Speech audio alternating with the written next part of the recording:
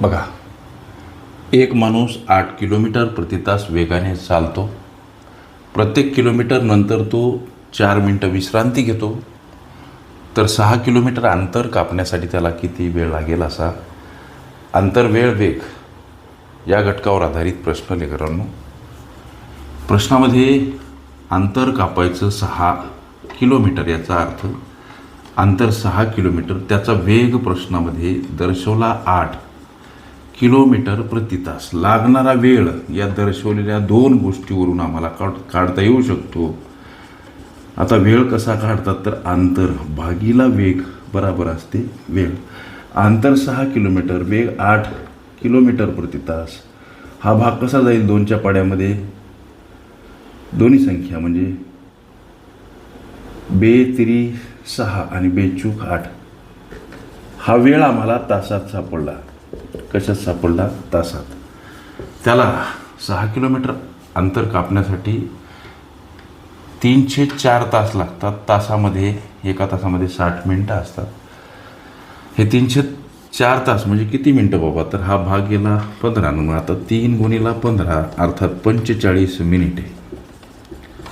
आता तो प्रत्येक किलोमीटरसाठी लक्ष द्या 4 मिनिट विश्रांती घेतो. प्रत्येक किलोमीटरसाठी गणितानं घातलेली अट अशी की तो प्रत्येक किलोमीटर नंतर 4 मिनिटं विश्रांती घेतो. लेकरांनो, गोष्टी लक्षात घ्या. एकूण अंतर कापायचं त्याला 6 किलोमीटर. लक्ष द्या. मग अंतराचे प्रत्येक किलोमीटर 1 किलोमीटर संपला की 4 मिनिटं विश्रांती घेतो. असे 1 किलोमीटरचे किती गाले सापडतात बघा? 1, 2, 3, 4 आणि इथं 5. 6 किलोमीटर चालला आणि 5च गाले का सापडले? असा तुमच्या मनामध्ये प्रश्न निर्माण झाला असेल. अंतराचा हा 1, 2, 3, 4 आणि 5वा गाला. इथं 6 किलोमीटर अंतर त्यांना ऑलरेडी कापलं. आता तू पोहोचला लेकरं, आणि त्यामुळं अंतराचा शेवटचा टप्पा, तिथं काही त्याला आराम विश्रांती करायची गरज नाही. तिथं त्याला विश्रांती करायची. नुसती 4 मिनटं विश्रांती नाही, तर आता तो विसावला. मग आता हे 45 मिनटं आणि विश्रांतीचा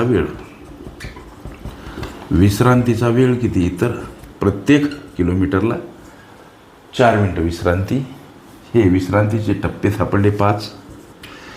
हा गुणाकार 20 मिनिटे. उत्तर काय प्रश्नाचं? तर 6 किलोमीटर अंतर 8 किलोमीटर प्रति तासनं कापण्यासाठी लागणारा वेळ 45 मिनिटं आणि हे विश्रांतीचे 20 मिनिटं. याची जर बेरीज केली तर 65 मिनिटं हे या तुमच्या विचारल्या प्रश्नाचं लेकरांनो उत्तर. ओके. अंतर वेळ वेग रेल्वे प्रश्न ह्या माझ्या प्लेलिस्ट अवश्य बघा. त्यामध्ये विविध स्पर्धकांनी विविध अंगांनी विचारल्या संभाव्य अशा असंख्य प्रश्नांचा सराव तुम्हास करता येईल.